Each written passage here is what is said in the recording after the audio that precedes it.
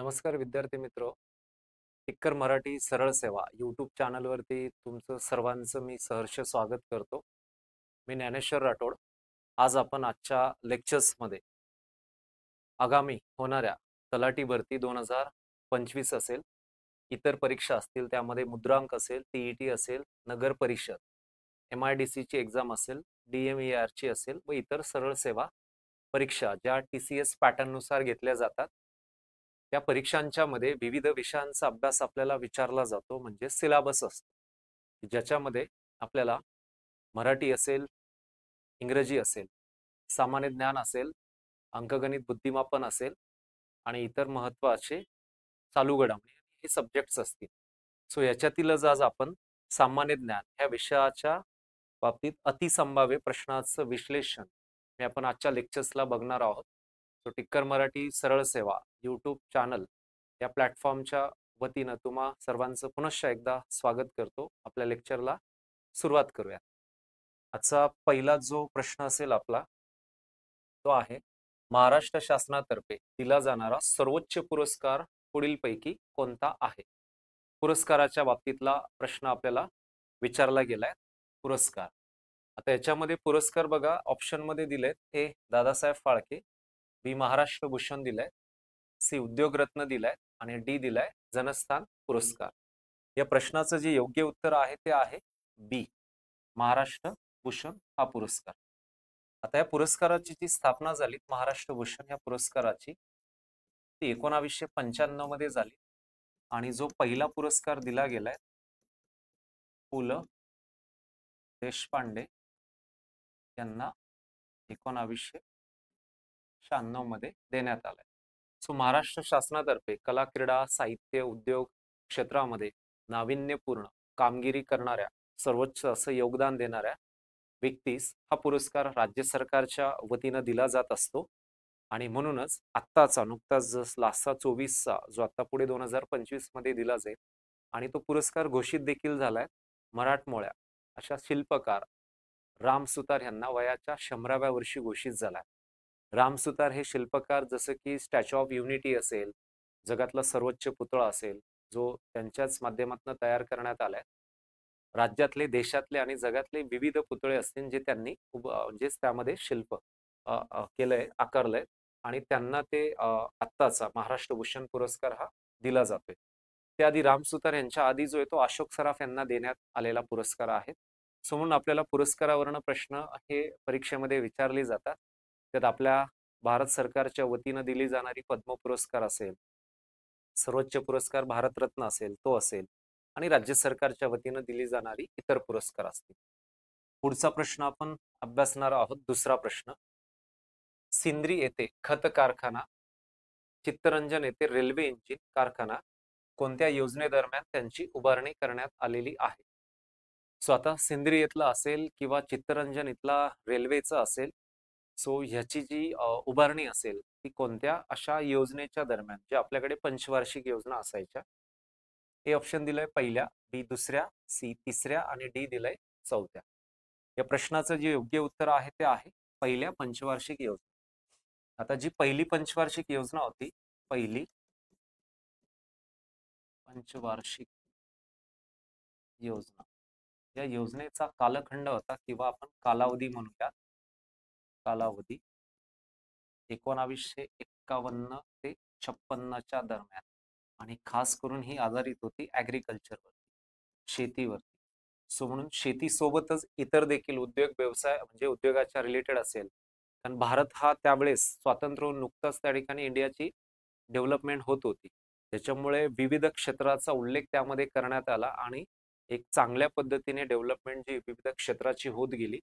त्याच्यामध्ये सिंद्री हे ठिकाण आहे खत कारखाना, जसं की सिंद्री हे झारखंड राज्य आणि चित्तरंजन असेल तर चित्तरंजन कुठं आहे? वेस्ट बेंगॉल, पश्चिम बंगाल राज्य. सो म्हणून ह्या प्रश्नाचं उत्तर आहे ए ऑप्शन पहिल्या. पुढचा प्रश्न आपण अभ्यासणार आहोत. असे बरेच प्रश्न आपल्याला विविध विविध विषयाच्या निगडीत आपल्याला क्वेश्चन्स विचारले जातात, म्हणून आपण सर्व असे विविध विषय आपण अभ्यासली गेली पाहिजे. आपल्याला एक विषय असा परफेक्ट करून चालणार नाहीये.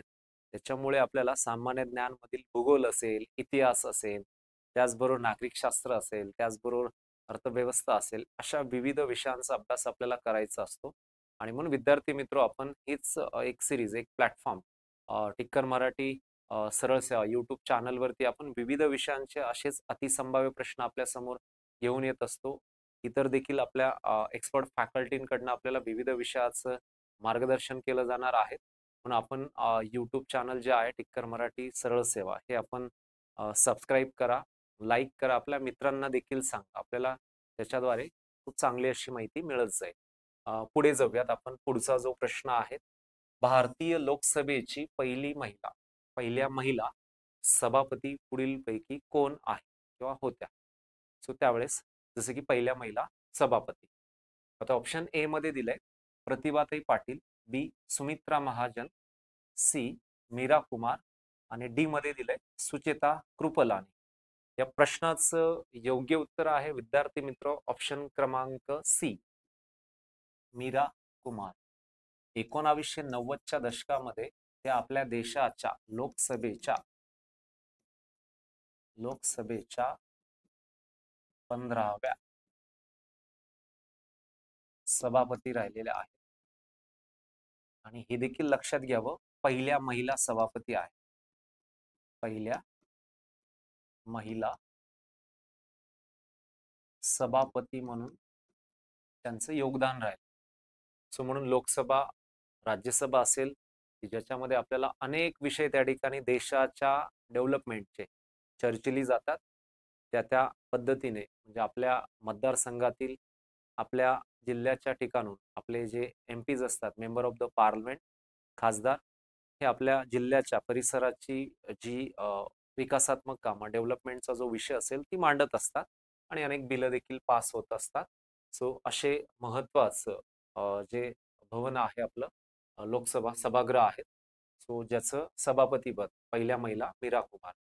दुसऱ्या जर विचारला तर ऑप्शन आपल्याला इथंच याच्यामध्येच दिसतंय की सुमित्रा महाजन ह्या दुसऱ्या राहिलेल्या आहेत. त्यानंतर इथं ए मध्ये आलंय प्रतिभाताई पाटील, हे आपल्या देशाच्या पहिल्या महिला राष्ट्रपती म्हणून त्यांनी त्यावेळेस जबाबदारी सांभाळली होती. त्यानंतर सुचेता कृपलानी या उत्तर प्रदेशातनं होत्या, की ज्या देशातील पहिल्या महिला मुख्यमंत्री म्हणून त्यांनी योगदान दिलंय त्यावेळेस, त्या आहेत सुचेता कृपलानी. पण असे विविध विषय, विविध आपल्याला प्रश्न, व्यक्तिमहत्व आणि ज्यांचं एकूणावच यश निवड असेल किंवा जबाबदारी असेल किंवा चर्चेतलं व्यक्तिमत्व असेल, म्हणून आपल्याला बऱ्याच वेळा क्वेश्चन्स येत असतात. पुढचा प्रश्न अभ्यासूयात. अन्नपदार्थात खाण्याचा सोडा वापरल्यास पुढीलपैकी कोणते जीवनसत्व नष्ट होतंय? विटॅमिन कोणतं जीवनसत्व नष्ट होतंय, असा प्रश्न त्याच्यामध्ये आपल्याला विचारण्यात आलाय. सो ह्या प्रश्नाचं जे पर्याय दिलीत, ए मध्ये अ जीवनसत्व, बी मध्ये ब जीवनसत्व, सी क जीवनसत्व, ड मध्ये ड जीवनसत्व. आता अन्नपदार्थात खाण्याचा सोडा जर वापरला गेला तर जे आहे याचं उत्तर बी, ब जीवनसत्व काय होत असतं? नष्ट होत असतं. आता ब जीवनसत्व जे आहे आपल्याला कशा कशातनं मिळत आहे? तर मांस असेल, अंडी असतील, त्यानंतर इतर काही पाल्या भाज्या,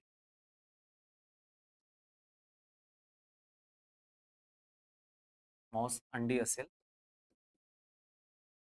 पालेभाजी असेल काही महत्वाची, की ज्याच्यामध्ये इतर नावं जर घेतली आपण, पी वाटाणे असतील, त्यानंतर इतर याच्यामध्ये जर गेलो तर शेंगदाणे असतील. सो याच्याद्वारे आपल्याला ब जीवनसत्व हे मिळत असतं. आणि असे विविध अजीवनसत्व क असेल, ड असेल, हे आपल्याला मिळत असतात. जसं अ असेल तर इथे मँगोतनं मिळतं. त्यानंतर क असेल तर लिंबूवर्गीय फळं पिकं, म्हणजे त्याच्यामध्ये आवळा असेल आणि इतर मोसंबी असेल, संत्रा असेल, ही संपूर्ण आहेत. आणि ड असेल तर सकाळचं जे ऊन असतं सकाळच्या सत्रातलं, ते देखील आपण त्यातनं ड जीवनसत्व हे मिळत असतं. सो म्हणून आपल्याला ह्या प्रश्नाचं उत्तर आहे बी. पुढचा प्रश्न अभ्यासूयात आपण. पुढचा प्रश्न दिलाय विद्यार्थी मित्र, राष्ट्रीय तांदूळ संशोधन केंद्र कोठे आहे? एका रिसर्च स्टेशनच्या विषयीचा प्रश्न विचारला गेला. आपल्या भारतामध्ये शेतीच्या आधारित असे विविध संशोधन संस्था आहेत. आरोग्याच्या संदर्भामध्ये विविध अशा आपल्याकडे संशोधन संस्था आहेत. त्याचबरोबर स्पेस सायन्सशी रिलेटेड असेल, अंतरिक्ष असेल तर इस्रो असेल. त्याचबरोबर आपल्याला न्यूक्लिअर असेल तर जे आपल्याकडे न्यूक्लिअरचं जसं की पहिलाच प्लांट तारापूरचा असेल आणि जसं की ट्रॉम्बे असेल. ओके. सो त्याद्वारे असे बरेच आपल्याला क्वेश्चन हे संशोधन संस्थांच्या वरनं विचारली जातात. राष्ट्रीय तांदूळ संशोधन संस्था याच्यात ऑप्शन्स दिली ते कोइंबतूर तामिळनाडू, बी भोपाळ मध्य प्रदेश, सी कोची केरळ, डी दिलंय कटक ओरिसा. सो या प्रश्नाचं उत्तर आहे कटक ओडिसा राज्य. सो तांदळाच्या संदर्भात जर बघितलं भात तांदूळ हे पीक मुख्य अन्न पीक म्हणून आपल्याला ओळखलं जातं जे आपल्या भारतामध्ये जसं की महाराष्ट्र असेल, तामिळनाडू असेल, त्याचबरोबर केरळ असेल किंवा पश्चिम बंगाल सर्वाधिक जास्त लागवड असेल. अशा विविध ठिकाणी भाताचं उत्पादन घेतलं जातं. आपल्याही महाराष्ट्रात रत्नागिरी, सिंधुदुर्ग, रायगड, कोकणात रायगड तर भाताचं कोठारच आहे. म्हणून ह्यांनी विचारलंय की राष्ट्रीय पातळीवरचं विचारलंय, कटाक उत्तर द्यायचंय. प्रादेशिक म्हणजे आपल्याकडचं महाराष्ट्राचं जर विचारलं तर उत्तर द्यायचं इथे कर्जत. हे रायगडमध्ये आहे. आणि इथे आंतरराष्ट्रीय जर विचारलं, आंतरराष्ट्रीय भात संशोधन संस्था जर विचारलं आपल्याला तर त्याचं उत्तर द्यायचंय Manila, Philippines. Manila, Philippines. Clear आहे. मी इथं तिन्ही बाजू क्लिअर केलीत विद्यार्थी मित्र. राष्ट्रीय पातळीवरचं कटक ओडिसा राज्यात आहे. महाराष्ट्रातलं विचारलं तर कर्जत, रायगड लक्षात घ्यायचंय. त्याचं संशोधन केंद्र. आंतरराष्ट्रीय विचारलं तर मनिला, फिलिपाईन्स ह्या देशात आहे. ओके. सो म्हणून हरित क्रांतीमध्ये मोलाचा वाटा भाताचाही होता आणि गहू ह्या पिकाचा देखील होता. ओके. आपण बघूयात पुढचा नवीन प्रश्न. त्याच्या पुढील असे सोपे सोपे प्रश्न आहेत आपल्याला जी परीक्षेत विचारली जातात. पुढीलपैकी कोणत्या बँकेत आपण वैयक्तिक खातं उघडू शकत नाही? ओके. बँकेशी रिलेटेड आपल्याला प्रश्न आहे. तर जनरल माहिती बँकेच्या संदर्भात आपल्याला माहीतच पाहिजे. सो कोणत्या बँकेत आपण वैयक्तिक खातं हे उघडू शकत नाही असा आपल्याला प्रश्न विचारलाय. ऑप्शन दिलीत. ए बंधन Bank, B Bharatiya Reserve Bank, C Bank of India, D दिलंय कॅनरा बँक. ओके. 4 ऑप्शन्स आपल्याला दिलीत. सो वैयक्तिक खातं जिथं उघडू शकत नाही अशी जी बँक आहे ती आपली बी ऑप्शन, भारतीय रिझर्व्ह बँकेमध्ये, आरबीआय. आरबीआय मध्ये आपण वैयक्तिक खातं उघडू शकत नाही. रिझर्व्ह बँक ऑफ इंडियामध्ये आपण वैयक्तिक खातं उघडू शकत नाही. ती बँकांची बँक म्हणून काम करते, बँकर्स बँक म्हणून काम करते आणि जी मॉनिटरी पॉलिसी ही डिझाईन करत असते. आणि आपल्या ज्या अदर बँका असतात, कमर्शियल बँका, ज्यांना आपण मराठीत सार्वजनिक क्षेत्रातल्या बँका असं म्हणतो, किंवा ज्या प्रायव्हेट बँका आहेत, खाजगी बँका, यांच्यावरती त्याच्या ज्या काही गाईडलाईन्स आहेत त्यानुसार त्यांना कामकाज करावं लागतं. Repo rate, reverse repo rate असेल ते असेल. मग आरबीआयची जी स्थापना आहे ती कधी झाली? तर 1 एप्रिल 1934 मध्ये आरबीआयची स्थापना झाली आणि सुरुवातीला कोलकात्याला हेडक्वार्टर होतं आणि आत्ताचं जे त्याचं मुख्यालय आहे हे कुठं आहे? मुंबईमध्ये आहे. मुंबई हे त्याचं हेडक्वार्टर. सो म्हणून ऑसबॉर्न स्मिथ हे त्यावेळेस ब्रिटिश याच्यामध्ये ते पहिले गव्हर्नर होते. पण पहिले भारतीय गव्हर्नर आरबीआयचं जर आपल्याला विचारलं तर सी डी देशमुख हे आपल्याला उत्तर द्यावं लागेल. ओके. सो म्हणून आरबीआय वरती आपल्याला क्वेश्चन हा विचारला जातो. म्हणून याचं उत्तर आहे बी. पुढे जाऊया. मेळघाट व्याघ्र प्रकल्प पुढीलपैकी कोणत्या जिल्ह्यात आहे? भूगोल पर्यावरणाशी संबंधित आपल्याला प्रश्न विचारला गेलाय की मेळघाट व्याघ्र प्रकल्प हा कोणत्या जिल्ह्यात आहे असा प्रश्न विचारलाय. आता याच्या ए मध्ये नागपूर दिलंय, बी मध्ये गडचिरोली, सी मध्ये अमरावती दिलंय आणि डी मध्ये कोल्हापूर दिलंय. सो ह्या प्रश्नाचं जे उत्तर आहे मेळघाट जे आपल्याकडे सी, अमरावती जिल्ह्यात आहे. कोणत्या जिल्ह्यात आहे? अमरावती. आता मेळघाट म्हटला, मेळघाट अमरावती जिल्हा खास करून ते व्याघ्रसाठी प्रसिद्ध आहे. नुकतंच त्या मेळघाट या व्याघ्र प्रकल्पाला 50 वर्ष देखील पूर्ण झाली. सो व्याघ्रसाठी ते फेमस आहे. सातपुडा परिसरात ते वसलेत. सातपुडा परिसरातील अमरावती जिल्ह्यात गाविलगड टेकड्या, गाविलगड डोंगर रांगा या दरम्यान ते व्याघ्र प्रकल्प आहेत. आणि इथेच सातपुड्याच्या दरम्यान अमरावतीला गोगामल नावाचं राष्ट्रीय उद्यान पण आहे. हे लक्षात घ्यायचंय. सो म्हणून व्याघ्र असेल महाराष्ट्रातलं ते बऱ्यापैकी जुनं असं व्याघ्र प्रकल्प आहे. आज रोजी देशामध्ये व्याघ्र प्रकल्पांची संख्या ही 58 झाली. माधव राष्ट्रीय उद्यान म्हणजे माधव व्याघ्र प्रकल्प मध्य प्रदेशातला घोषित केला केंद्र सरकारनं. म्हणून आपल्या भागात, आपल्या भारतामध्ये वाघ हा आपल्या देशाचा राष्ट्रीय जीव आहे. याची घोषणा 1972 झाली. आणि वाघांना वाचवण्यासाठी भारत सरकारने व्याघ्र प्रकल्प देखील भारतामध्ये सुरू केला. कधी सुरू केला तर 1973 पासून. ठीक आहे. सो म्हणून हा जो काही प्रश्न विचारलाय त्याचं उत्तर आहे अमरावती. सो म्हणून आपल्याला राष्ट्रीय उद्यान, व्याघ्र प्रकल्प, त्यांचे जिल्हे, त्याविषयी असे विविध प्रश्न परीक्षांच्या मध्ये आपल्याला विचारली जात असतात. पुढचा प्रश्न बघूयात विद्यार्थी मित्र. नेक्स्ट, नदीपात्रातील जगातलं सर्वात मोठं बेट आयलँड माजुली, शब्द वापरलाय माजुली, हे कोणत्या नदीवर आहे असा प्रश्न विचारलाय. पर्यायामध्ये दिलेत A Ganga, B Brahmaputra, C Mississippi, D Amazon. So ह्या प्रश्नाचं उत्तर आहे ब्रह्मपुत्रा, बी ब्रह्मपुत्रा. आता जी ब्रह्मपुत्रा नदी आहे ती आपल्याकडे अरुणाचल प्रदेश आणि आसाम राज्यात वाहते. पण ब्रह्मपुत्रा नदीवर आसाम राज्यात हे माजुली नावाचं माजुली बेट आहे, जे नदीपात्रातलं सर्वात मोठं बेट आहे. आता आसाम सरकारनं माजुली बेटाचं नाव त्यांच्या एका जिल्ह्याला पण दिलंय. हे पण आपण लक्षात असू द्या की माजुली हे जगातलं नदीपात्रातलं सर्वात मोठं बेट आहे. Then world largest island Majuli बेट हे एक सांगितलं जातं नदीपात्रातलं असं बेट म्हणून आपण ग्रीनलँडचा उल्लेख करतो. ठीक आहे. कोणत्या राज्यात आहे मग हे? ब्रह्मपुत्रा नदीवर आसाम राज्यात माजुली हे बेट आहे. ओके. पुढचा प्रश्न अभ्यासूया. Next question. तर परीक्षेमध्ये अभ्यास करत असताना आपल्याला एक आपली सातत्य पाहिजे आणि कंटिन्युटी पाहिजे. चिकाटी जिद्द आपण ह्या तर गोष्टी घेऊन चालतच असतो. म्हणून आगामी होणाऱ्या 2025 मध्ये अशा ज्या बऱ्याच अशा जाहिराती आहेत आणि ह्या जाहिरातीमध्ये आपल्याला यश मिळवायचं असेल तर एकच आहे की कष्ट, जिद्द आणि अभ्यासामधलं सातत्य असेल. आणि आपल्या अभ्यासासोबत आपल्यासोबत टिक्कर मराठीची पूर्ण टीम आपल्यासोबत आहे. आणि नक्कीच आपल्या यश मिळवून देण्यासाठी, आपल्या यशापर्यंत आणि नक्कीच पुढे नेण्यासाठी सर्व टीम आपल्याला मदत करणार आहे. नेक्स्ट पुढचा क्वेश्चन आपण बघूया.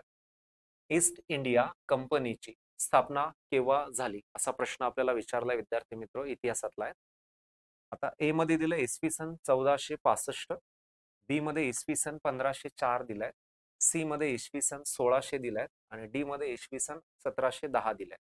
सो या प्रश्नाचं जे उत्तर आहे, योग्य उत्तर आहे ते सी 1600. इसवी सन 1600 मध्ये ईस्ट इंडिया कंपनीची स्थापना झाली. खास करून व्यापाराच्या दृष्टिकोनात इंग्रज हे भारतामध्ये आले. आता आपल्याकडे बघा जी वखार स्थापित केल्या गेल्या, म्हणजे आपण जर बघितलं पश्चिम भारत म्हणजे पश्चिम साईडला भारताच्या गुजरात राज्य त्यांनी निवडलं आणि त्यातली जी सुरत आहे, सुरत ही एक महत्वाची वखार त्यांनी निवडली पहिली. दक्षिण भारतामध्ये गेलो तर विशाखापट्टणम एक ठिकाण निवडलं. असे वेगवेगळे. आणि म्हणून मग शेतीच्या संदर्भात असेल, डेव्हलपमेंटचा विषय असेल, हे तर नंतरच्या काळात झालं. पण व्यापाराच्या दृष्टीतनं आले आणि त्यानुसार 150 वर्ष भारतावरती राज्य केली. आणि म्हणून आपल्याला इथं ईस्ट इंडिया कंपनी असेल तर 1600 आणि म्हणून त्यानंतरचे व्यापाराच्या दृष्टिकोनातनं ज्या वखार असतात त्यांचा उल्लेख आपण लक्षात ठेवायचा आहे. नेक्स्ट पुढचा प्रश्न अभ्यासूयात आपण. हैदराबाद मुक्ती संग्रामाचे शिल्पकार म्हणून ओळखले जाणारे स्वामी रामानंद तीर्थ यांचं मूळ नाव काय आहे किंवा होते? ओके. सो यांचं मूळ नाव विचारलंय. ऑप्शन ए मध्ये दिलंय श्री रामराव देशपांडे, बी मध्ये Shri A R Desai, C Shri Babasaheb Paranjape, D दिलंय श्री व्यंकटेश खेडगीकर. सो म्हणून आपल्याला प्रश्न विचारलाय, हैदराबाद मुक्ती संग्राम शिल्पकार म्हणून ओळखले जाणारे स्वामी रामानंद तीर्थ यांचं मूळ नाव विचारलंय. सो अशा आपल्या ह्या प्रश्नाचं जे उत्तर आहे तर आपण लक्षात घेऊयात ऑप्शन डी, श्री व्यंकटेश हेडगीकर. आज आपल्या देशामध्ये असे थोर महापुरुष जन्मास आले आणि त्यांनी आपल्या देशासाठीचं महत्वाचं बरंच मोठं योगदान दिलंय. आता जसं त्यावेळेस मराठवाडा मुक्ती संग्राम असेल, ज्यामध्ये मोठं योगदान त्यांचं आहे, त्यांच्यासोबत इतर देखील बऱ्याच व्यक्तींचं देखील योगदान आहे, की जिकडे निजाम आणि जसं आपण बोलतो की दक्षिण भारत असेल, की संस्थानं असायची आणि संस्थानाच्या नुसार ते दक्षिणेकडच्या भागात होतं मराठवाडा आणि त्यानंतर एक पुढे स्वतंत्र होऊन ते महाराष्ट्रात विलीन हे एक नंतर झालंय. जसं मुंबई असेल, गुजरात, सौराष्ट्र असेल स्वतंत्र आणि महाराष्ट्र असेल त्यावेळात. त्यानंतर महाराष्ट्रासह मुंबई आणि मुंबईसह महाराष्ट्र हे एक निश्चित ध्येय होतं. त्यासाठी देखील आपल्या बऱ्याचशा हुतात्मे झाली त्या काळामध्ये आपली महाराष्ट्रीयन व्यक्ती म्हणून. सो इथं हैदराबाद मुक्ती संग्राम आणि शिल्पकार असेल, तर त्यानंतर मराठवाडा मुक्ती संग्राम असेल, तर हे नाव जाते स्वामी रामानंद तीर्थ. आता स्वामी रामानंद तीर्थ यांच्या नावाने नांदेडमध्ये महाराष्ट्र शासनाच्या वतीनं एक विद्यापीठ देखील स्थापित केलं गेलं. सो अनेक मराठवाड्यातील अनेक जिल्हे आणि त्यातील अनेक विद्यार्थ्यांना तिथं शिक्षण घेता येत आहे आणि म्हणून एक शिक्षणाच्या क्षेत्रामध्ये देखील जसं की हे विद्यापीठाचं आपल्याला नाव सांगता येईल. सो ह्या प्रश्नाचं उत्तर आहे डी. पुढे जाऊया. भारतातील कोणत्या उद्योगाला सनराइज क्षेत्र म्हणून ओळखलं जाते? ऑप्शन दिलीत, ए वाहन, बी कृषी, सी खादी, डी दिलंय सिमेंट दिलेत. Sunrise industry. सो याचं उत्तर आहे ए वाहन, ऑटोमोबाईल सेक्टर असेल. वाहन याचं हे उत्तर आहे. आता ऑटोमोबाईल सेक्टर म्हटलं तर आपल्याकडे अनेक वेगवेगळ्या अशा कंपन्या आहेत. मग त्याच्यामध्ये टाटा असेल, महिंद्रा असेल किंवा ह्या भारतीय मूळ कंपन्या, इतर देखील काही विदेशातील कंपन्या ज्यांनी देखील आपल्याकडे त्या काळामध्ये पंचवार्षिक योजना 1, 2, 3 असेल, ऑटोमोबाईल सेक्टर त्याला चालना. आज आपण नवीन देखील वाहन क्षेत्रामध्ये जसं नुकतंच टेस्ला कार ने देखील एंट्री केली. सो हे एक असेल सनराईजच्या संदर्भात. बाकी आपल्याकडे कृषी क्षेत्र मोठं आहे, की जे हरित क्रांती असेल, खादीच्या संदर्भात कपडा उद्योग असेल, सिमेंट उद्योग असेल. सो अनेक आपल्याकडे इंडस्ट्रीज आहेत आणि म्हणून सेकंड दुसऱ्या पंचवार्षिक योजनेमध्ये उद्योग व्यवसायावरती भर देण्यात आलेला आणि जमशेदपूर असेल, जसं की जमशेदजी टाटा भारताच्या उद्योग व्यवसायाचे पितामह म्हणून त्यांना ओळखलं जात. ते नाव देखील लक्षात असू द्या. पुढचा क्वेश्चन आपण बघणार आहोत. मिशन इंद्रधनुष्य पुढीलपैकी कशाशी संबंधित आहे? मिशन इंद्रधनुष्य हे कशाशी संबंधित आहेत असा प्रश्न आपल्याला विचारला गेलाय. मिशन इंद्रधनुष्य पर्याय दिले, ए जलसिंचन, बी लसीकरण, सी दिलंय आपल्याला संरक्षण दिले, डी दिलंय अवकाश दिले. ओके. सो या प्रश्नाचं जे उत्तर योग्य उत्तर आहे ते लसीकरण आहे, वॅक्सिनेशन. ओके, लसीकरण.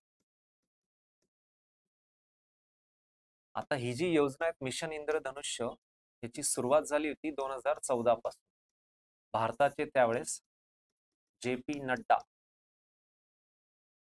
हे भारताचे त्यावेळेसचे आरोग्य मंत्री, त्यांच्या कालखंडात सुरू झालेली ही योजना. आता याच्यात मिशन इंद्रधनुष्य मध्ये काय केलं जातं तर अशा विविध लसीकरण केल्या जातात. त्याच्यामध्ये आपल्याला ज्या विविध डिसीज, टीबी असेल, त्यानंतर पोलिओ असेल, कांजण्या असेल किंवा इतर आपल्याला जे इतर जे डिसीज आहेत त्यातली 7 अशा आहेत, स्मॉल पॉक्स वगैरे आपण बोलतो त्याच्यातली. सो त्याच्यावरती लसीकरण चांगल्या पद्धतीने व्हावी म्हणून त्यावेळेस हे केलं गेलं आणि ते सफल देखील झालंय. आज मोठ्या प्रमाणामध्ये आपण जर बघितलं WHO न, वर्ल्ड हेल्थ ऑर्गनायझेशन, जागतिक आरोग्य संघटनेने भारताला पोलिओ मुक्त केले, पोलिओ फ्री केलंय. तरी पण देखील आपलं सरकार, राज्य सरकार, केंद्र सरकार हे आपल्या लहान जी मुलं आहेत त्यांना लसीकरण योग्य वेळी योग्य वेळा ते व्हायला पाहिजे त्यासाठी काळजी घेत असतं आणि म्हणून याचं उत्तर आहे लसीकरण. नेक्स्ट बघूयात. पुढचा प्रश्न आपण अभ्यासूयात. शुद्ध सोने ओळखण्यासाठी त्यावर कोणती निशाणी असते? प्युअर म्हणजे गोल्ड असतं, शुद्ध जे सोनं असतं ते ओळखण्यासाठी त्यावर काय निशाणी असते? तर ए दिलंय ISI मार्क दिलंय, बी ॲग मार्क दिलंय, सी GI टॅग दिलंय आणि डी मध्ये दिलंय हॉलमार्क. तर याचं जे योग्य उत्तर आहे विद्यार्थी मित्र डी, हॉलमार्क. हे आपल्याला लक्षात ठेवावं लागेल. हॉलमार्क. आता जसं आपण सोन्याच्या गोल्डच्या संदर्भात जर अभ्यास बघितला तर अनेक खाणी भारतात आहेत, जगात आफ्रिकेमध्ये देखील आहेत. सो 22 कॅरेट असेल आणि 24 असेल. सो याच्यानुसार जे आंतरराष्ट्रीय लेवलला आणि जे भारतात असेल, सो जसं की हे प्युरिटी येण्यासाठी की त्याच्यावरती शुद्ध सोनं ओळखण्यासाठी हॉलमार्कचा वापर करतात. बाकी जीआय टॅगच्या संदर्भात असेल तर आपली जी उत्पादनं असतात त्यांना जिओग्राफिकल इंडिकेशन भौगोलिक निर्देशांक दिलं जातं. बाकी ॲग मार्क देखील काही ठिकाणी वापरला जातो. ISI मार्क वापरलं जातं. दर्जा एक क्वालिटीशी रिलेटेड ही शब्दावली आहेत. त्यातलं ह्या प्रश्नाचं उत्तर आहे डी, हॉलमार्क. पुढे जाऊयात. नेक्स्ट क्वेश्चन बघूया. गणेश उत्सव साजरा करण्याची प्रथा कोणी सुरू केली असा प्रश्न याच्यामध्ये विचारलाय. ए लोकमान्य टिळक असेल, बी राजाराम मोहन राय असेल, सी गोग अगरकर असतील, डी महात्मा फुले असेल. सो गणेश उत्सव साजरा करण्याची जी प्रथा आहे या प्रश्नाचे जे उत्तर आहे ते लोकमान्य टिळक. आता लोकमान्य टिळकांनी ही जी प्रथा आहे गणेश उत्सवाची ती जवळपास 1893च्या दशकामध्ये सुरू केली. आणि जसं की आपल्याला इथे की हा जो फेस्टिवल आहे की सर्व लोक एकत्र येऊन एक गुण्या गोविंदाने एक शांतता आणि ह्या सगळ्या गोष्टी प्रस्थापित व्हाव्यात आणि म्हणून त्या ठिकाणी हा पूर्ण भारतभर त्यातल्या त्यात महाराष्ट्रात तर साजरा होतोच होतो. सो असे बरेच उपक्रम त्या ठिकाणी विविध आपल्या समाज सुधारकांनी हाती घेतले. विविध उपक्रम असतील, विविध संस्था असतील, चळवळी असतील, पुस्तकाच्या माध्यमातून असेल, तर एक कुठेतरी आपला प्रांत आणि ठिकाण राज्य असेल, प्रदेश असेल, तर ते एक शांतता आणि ह्या सगळ्या गोष्टी व्हाव्यात म्हणून हे कर्तृत्व त्यांच्या माध्यमातून झाल्याचं दिसून येते. नेक्स्ट प्रश्न बघूयात पुढचा. भारतीय पोलीस सेवा प्रशिक्षण केंद्र कोठे आहे? भारतीय पोलीस सेवा प्रशिक्षण केंद्र कोठे आहे? सो इंडियन पोलीस अकॅडमी विचारले. Option A Mussoorie, B Bhopal, C Bengaluru, D Hyderabad. याचं उत्तर आहे हैदराबाद. सो इथे जे काही UPSCच्या माध्यमातून सिलेक्ट होणारे जे कॅन्डिडेट्स असतात, IPS इंडियन पोलीस सर्व्हिस असेल, सो ह्या अधिकाऱ्यांना इथं काय केलं जातं, ट्रेनिंग दिलं जातं, प्रशिक्षण दिलं जातं. एक फिजिकलचं ट्रेनिंग असेल, शारीरिक, आणि त्यासोबत असेल तर महत्वाचे काही लॉज असतील. सो या संदर्भामध्ये त्यांना ट्रेन केलं जातं. त्या संदर्भातली अकॅडमी आहे केंद्र सरकारच्या हैदराबाद. महाराष्ट्राचं जर विचारलं गेलं आपल्याला अधिकारी, ज्यामध्ये आपले जे राजपत्रित अधिकारी असतात, DYSP असतील, त्यानंतर इतर त्या क्षेत्राशी निगडीत फॉरेस्टचे असतील आणि अदरमध्ये राजपत्रित ॲज अ PSI असेल. हे अधिकाऱ्यांना देखील महाराष्ट्र पोलीस अकॅडमी MPA जे नाशिकमध्ये आहे तिथं त्यांना प्रशिक्षण दिलं जात असतं. ओके, नेक्स्ट पुढचा प्रश्न आपण अभ्यासूयात. दार्जिलिंग हे थंड हवेचं ठिकाण पुढील पैकी कोणत्या राज्यात आहे असा प्रश्न विचारलाय. हे आसाम, बी केरळ, सी पश्चिम बंगाल आणि डी दिलंय मेघालय दिलंय. थंड हवेचं ठिकाण, आता भारतामध्ये अनेक थंड हवेचे ठिकाण आहे, त्यात त्यांनी विचारले दार्जिलिंग विचारलंय. सो या प्रश्नाचं योग्य उत्तर आहे सी पश्चिम बंगाल. पश्चिम बंगालमध्ये हे थंड हवेचं ठिकाण आपल्याला सांगता येईल दार्जिलिंग. बाकी ऑदर जर बघितले, ऑदर ते कुठले आपल्या भारतातले, उटी असेल दक्षिण भारतात, तामिळनाडू कर्नाटकाच्या दरम्यान, त्यानंतर शिमला असेल, सिमला, कुल्लू मनाली, तर हे आपल्याकडे हिमाचल प्रदेश असेल. त्यानंतर आपल्याकडचं महाबळेश्वर महाराष्ट्रातलं असेल. सो ह्या दार्जिलिंगचं जे आहे तर ते पश्चिम बंगाल.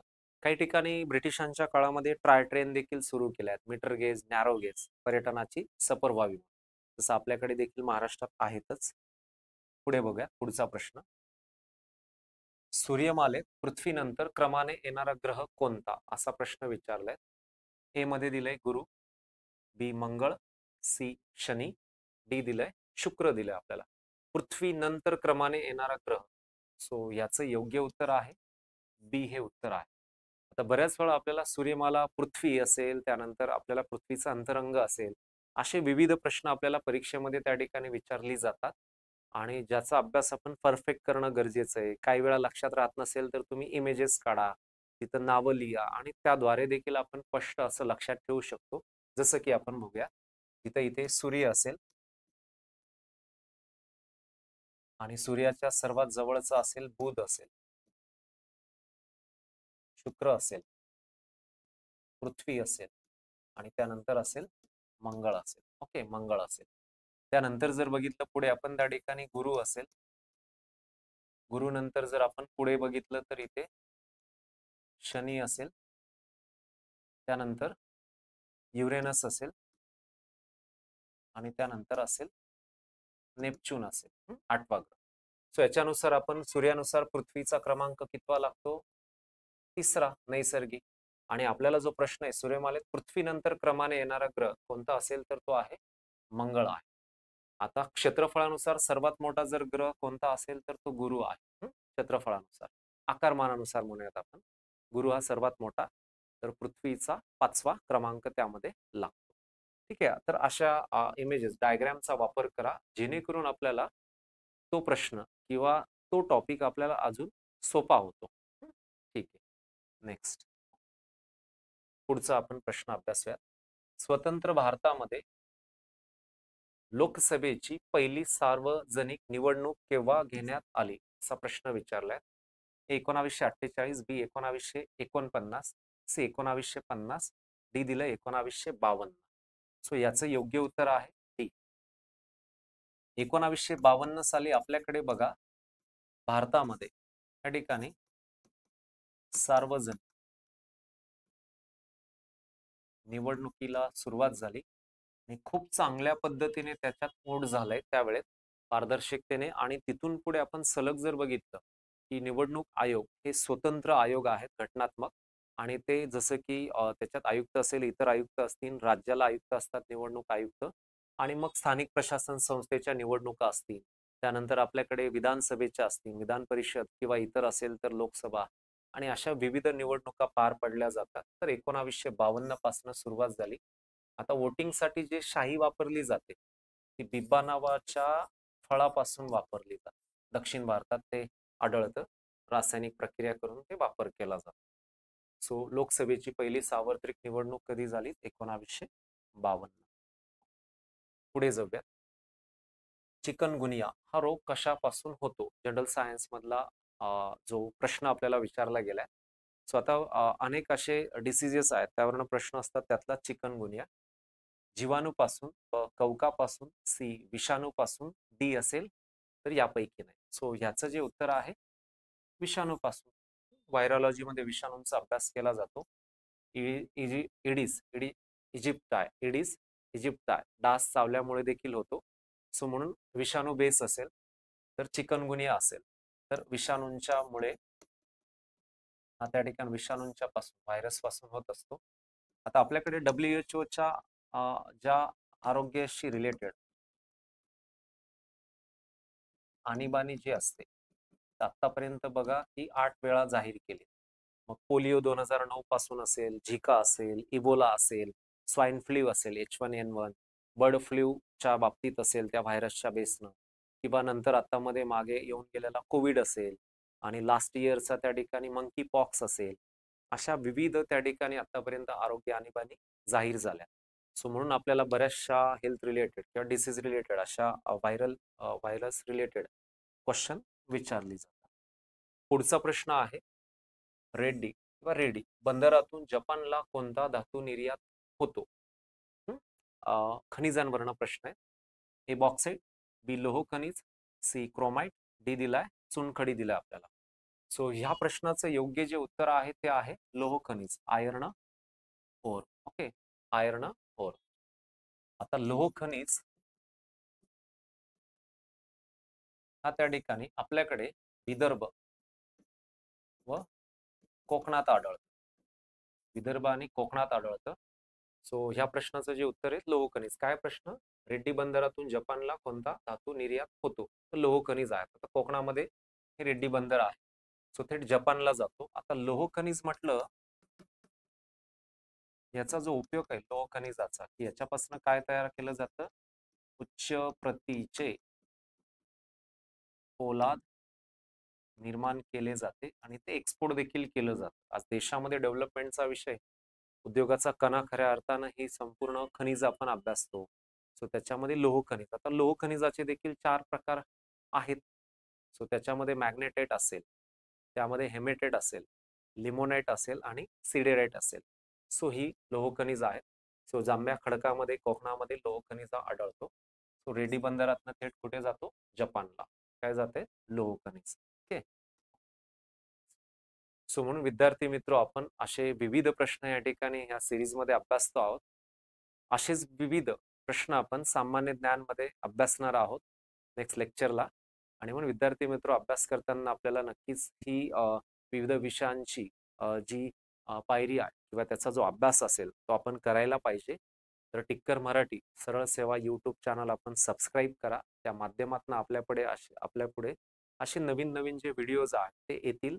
आपल्याला त्याचा अभ्यास करते आणि आपल्या मित्रांना देखील सांगा. आणि याचा नक्कीच फायदा आपण सर्वांनी घ्यायचा आहे. सो भेटूयात आपण नेक्स्ट लेक्चरला. तुम्हा सर्वांना अभ्यासासाठी खूप खूप शुभेच्छा.